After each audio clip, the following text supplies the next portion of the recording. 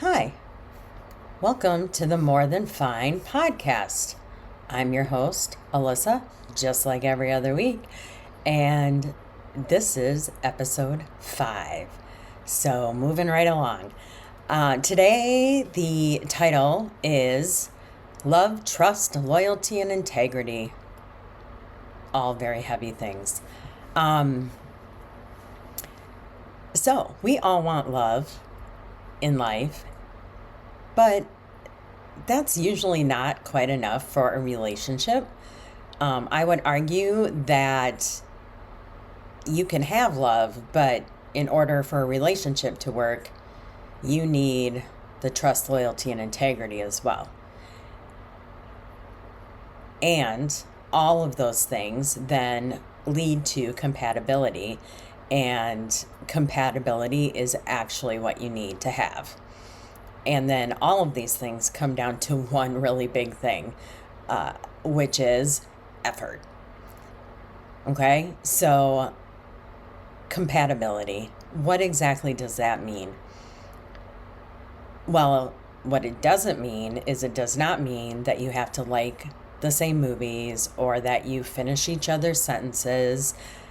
It just means that compatibility is about your shared values, your communication styles, and a mutual willingness to show up for each other and the relationship. So you can have incredible chemistry with someone, but you might be completely incompatible with each other and just there's no way it would work. You don't share the same values, you can't communicate, and maybe one of you is more willing to show up than another one might be, right? Chemistry is a feeling. Compatibility is a choice that you both keep making over and over. So all of that, again, leading to effort. So right now, it seems like no one really wants to put effort into anything to get what they want anymore. We just think it should just happen. And I totally get it. It's how society is now. Like, we just, press a button on our phone and order something, and it's there in like 10 minutes, right? If we're ordering food, we can hit a button and order a brand new movie that just came out yesterday. We can basically do anything and it shows up at our door, including potential relationships, right? Figuratively speaking. But most things in life need to be worked for. That's how life works. They need to be worked for, sculpted, and created. And that includes love in our lives. It also includes the relationships in our lives.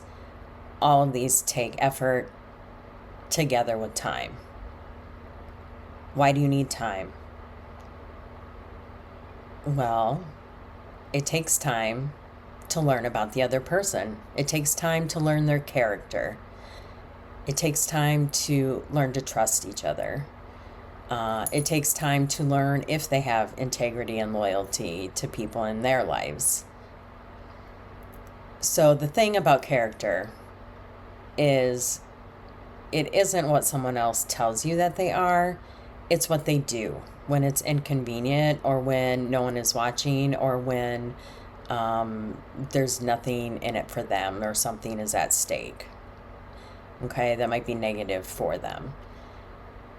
You don't learn someone's character in the honeymoon phase. We all want to put our best foot forward, I think is what they say. And it's one of those, you just aren't going to learn it. It takes time. In the moments of pressure and of choice, what do you choose to do when you're in a crisis moment? This is why time is a non-negotiable. You can't shortcut this part into knowing someone's character. And sometimes people can fool us, right? They show up as caring friends, lovers, partners. We believe them because we want to. We ignore the red flags, catchphrase, because we want to. But eventually that character shows up and comes through, and there's just really no ignoring it anymore, right? You just can't ignore it. You can't bury your head in the sand anymore. So let me give you an example. Okay? So I grew a friendship with someone, and I trusted this person, and I was loyal to her in our friendship. And I thought that the same things existed in her, right? We all think that everyone's like us, and that's just not true. Um, but what I learned was that she was actually stabbing me in the back in several different areas of my life, um, which was happening the whole time, basically. And there was a situation that happened that I put myself at risk, and I chose to do that. I'm going to own that, take accountability for that. I was being loyal to my friend, and I chose to stay loyal to her, and I chose to stick up for her and put my own um, character and career on the line. And it turned out fine. Like, nothing came of it for me, negatively for me, except for learning that she seemed genuinely disappointed that things turned out okay for me. And it wasn't, it was how it was said. So, tone of voice, it wasn't the words that were said. And I just thought it was a little bit strange at the time, but kind of chose to ignore it again. And all of that. But looking back, her character was showing in that instance, and I just wasn't reading it yet. And then, things progressed, and it became completely clear. And even a year later, it's still happening to an extent. I call it single white femaling me. And so it seems like, trying to have my life. And I always want to remind people that if you want my life, you have to take all of it. You can't just take the good parts of it, right? Anyways, so it seems to still be happening to an extent, just not like right in my face, right? So, I mean, things online, her calling to inquire about the job I used to have, to see about her getting it, and things like that. So her character completely shining through loud and clear now. It's basically coming through as selfish, not being loyal to anyone, and just willing to step on whoever she needs to get what she wants, which to me shows no integrity. So again, what is integrity? It's the alignment between your values and your actions, especially again when no one is watching. So when your words and actions don't match, that calls into question your integrity. And no one's perfect, right? We all make mistakes, and sometimes we have moments that maybe make us question our own integrity, right? Or some things we're not proud of doing. So a person a person with integrity doesn't just do the right thing when it's easy. They do it when it's hard. They do it when it's messy. A lot of times people will say, well, look at, how that person treats um, serving staff, like at a restaurant or at a hotel. And because there's nothing really uh, that those people can give them. And so to me, that shows integrity if they treat them with a lot of respect and um, value, I guess would be a way to say it. Um, I feel like integrity is one of the rarest qualities in a person now. Um, and when someone doesn't have it, they will eventually show it to you. You can't hide it forever. I'm the type of person then who tends to beat themselves up for getting fooled by someone. And, I think nobody likes to get fooled, right? But I tend to get pretty angry with myself and just feel embarrassed that I was stupid enough to fall for it. How could I let this happen? How could I, so on and so forth, all those thoughts running through my head. And, um, it sucks. And it always will suck when that happens for any of us. So the other thing I have though learned over time is that getting fooled also shows my character. It shows that I was open to caring. It shows that I value loyalty because I put myself out there for some people that I value and am loyal to, have earned my loyalty. The trick is to keep being open and true to my character and values, even when it gets hard to do that. Um, and so the key to that is really forgiveness. It's um, forgiving the other person for the way they treated you. It's um, maybe being more cautious in the future, but still caring because life is about balance. It's also being able to forgive without forgetting the lesson that you've learned from that person.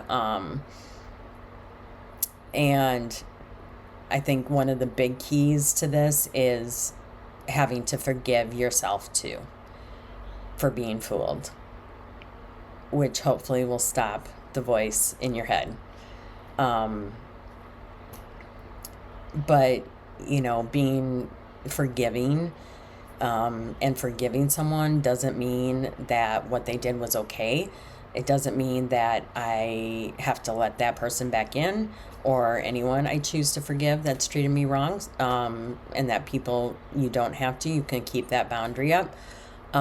It's just forgiveness is the decision to stop letting someone else's actions like live in our body rent free, because you can't keep going on with the anger and the grief, and then replaying the events in your head. Like all of that costs you physically and mentally. And it's just, it costs you and not them. So that's why self forgiveness is so critical, because you can't keep blaming yourself for trusting someone who chose to be untrustworthy. Um, and that's really is the key. And I know it's always easier said than done, but um, it's critical. It's critical to your own well being. Um, and so, in relationships, you have to learn what and who to put your effort into. Does that mean that you just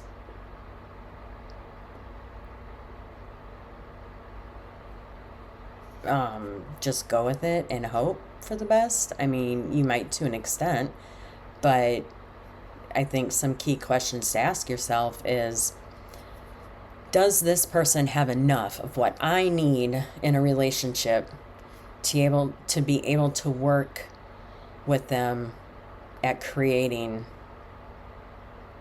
our ideal relationship together? because that's really what I want you to hear about this. You don't just find the dream. Um, it's a nice thought. It's a rainbow and unicorn thought. Um, but you actually have to take the path to create that dream, to create your dream career, to create your dream relationship. Like any dream you might have, you have to work for it. It doesn't just show up on day one. And life just doesn't work that way. It's just it's going to take an effort. Okay? You have to sculpt it. You have to create it. Um, and you have to be willing to do that yourself. And if it's a relationship, the other person has to be willing to do it as well. So you have to find the person that has enough of your wants, that shares enough of your values, that you have enough compatibility with, and who is also willing to put in the effort. Because you can't have one person doing it and not the other. Um, your person doesn't start out as the one. It'd be so much nicer if they did, for all of us, right? But that's not how that works. We want them to end up being the one. And I know that you might say, oh, that's just a play on words, but it's really not. It's a big difference. It's, you know, if you want something long term, they have to end up as the one. And you have to create that together. And hopefully you both will end up being the one for each other. This is the goal. Um, and the key to that is creating and building. The key is that you both need to give some effort for that. It doesn't work with only one person, like I said. Um, but it also doesn't mean that you put in equal effort. Um, what I think it means is that you put in equitable effort. Sometimes I have a hard time saying that word, equitable effort. So to me, equity means that you give what the relationship and each other need within what you're capable of giving at that time. Okay? So some days that might be a 50-50. You each give 50% to the other and live your life and sculpt things together that day. Some days it might be you give 70, I give 30, right? Um, because I might not be capable of giving any more than that day. And then on other days, it might be you give 20, I give 80. Because now you're the one who only has 20% to give. So that takes equity, not equality. And I think when we argue with people about this, they're always like, well, I do more than you do. Some days you might, and you have to be okay with that because on other days, the other person does.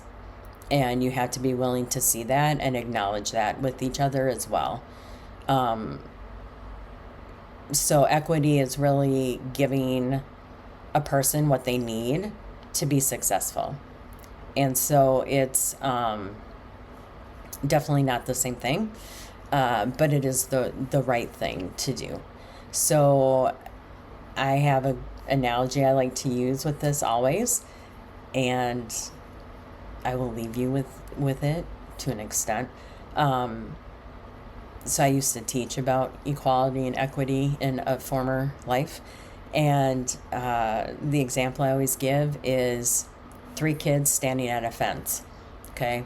On the other side of that fence is, we'll use my favorite, a football game happening. And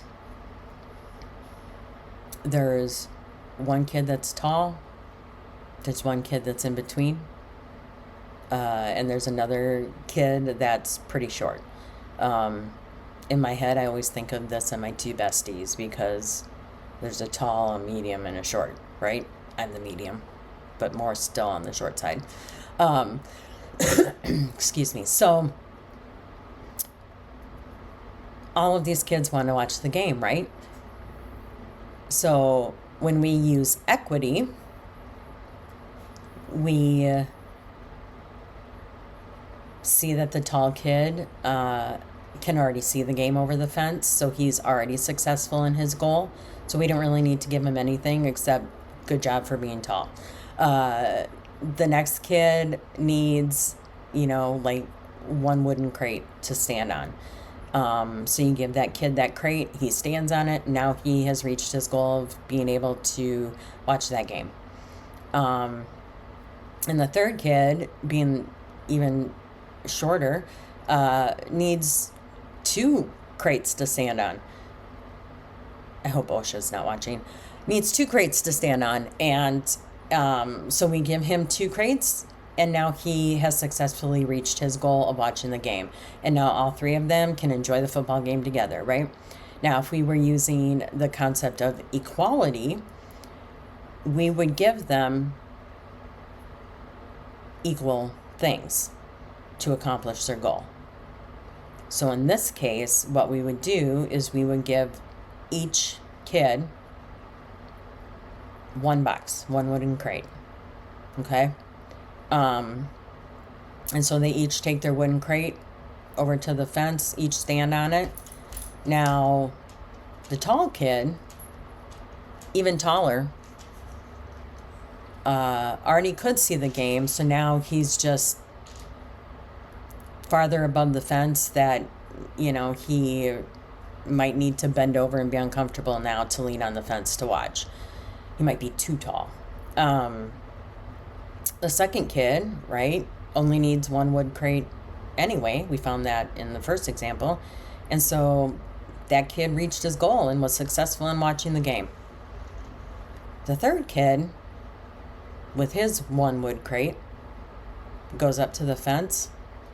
He still can't see the game. He has not reached his goal. So even though we were fair and equal to each of them, we did not help two of those boys reach their goals. Now, in a perfect world, that tall kid who doesn't need his one wooden crate would give it to the shortest kid who needs two wooden crates, and then they could all watch the game together. Equity. That tall kid has demonstrated equity.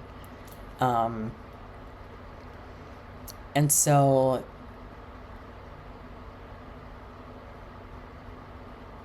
part of this is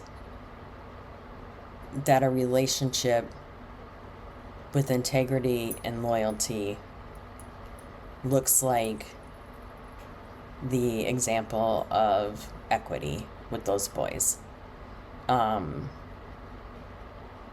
And so being able to do that and to give equitably,